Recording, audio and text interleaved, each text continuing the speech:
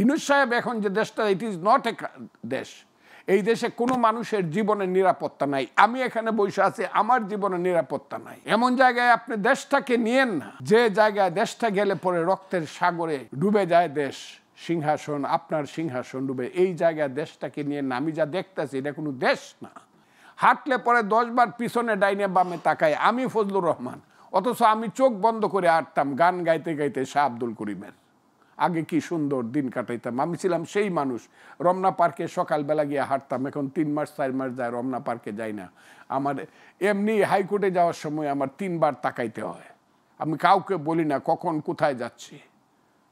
এই যে একটা অনিশ্চিত জীবন ব্যবস্থা ইউনূস সাহেব সৃষ্টি করছেন, কোথায় কে মারা যাচ্ছে, কোথায় কার বাড়ি ডাকাতে হয়ে যাচ্ছে, গুলশানে কার বাড়িতে লুণ্ঠন হয়ে যাচ্ছে, কোথায় মব চলে যাচ্ছে, মগ চলে যাচ্ছে।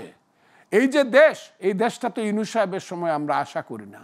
এখন আবার প্রতিদিন পত্র পত্রিকায় দেখি, পত্র পত্রিকা না ইউটিউবে টিপ দিলেই দেখি আমাদের যে স্বাধীনতার সার্বভৌমত্বের প্রতীক, আল্লাহ তুমি মাফ করো, ওইখানে যাতে কোনো প্রবলেম না হয়। আমরা এই জায়গাটায় আবার ফিরবো, ওইখানে যাতে কোনো আমাদের যে স্বাধীনতার সার্বভৌমত্বের প্রতীক যে জায়গা, ওই জায়গায় যাতে কোনো প্রবলেম না হয়। তাদের শুভবুদ্ধির উদয় হবে এবং ইউনূস সাহেবের সবচেয়ে বেশি শুভবুদ্ধির উদয় হবে, না হলে উনিও ডুববেন, দেশকেও ডুবাবেন।